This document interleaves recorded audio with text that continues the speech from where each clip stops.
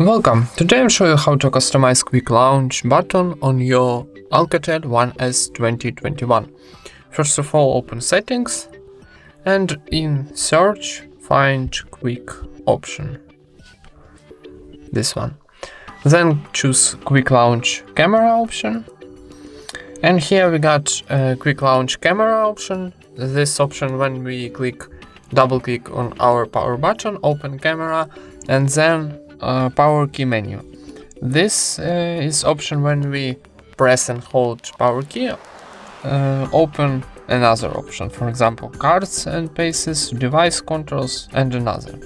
So let's try, for example, press and hold, and on the top we got a power off button, restart, airplane mode, pay method, and device control. For example, I want to delete pay method option from this power key, so go one more time for this option, and for example show cards and passes, turn off. And then when we press and hold power key, we delete our pay method from Google Pay. And that's it. Thank you for watching, leave thumbs ups and subscribe to our channel.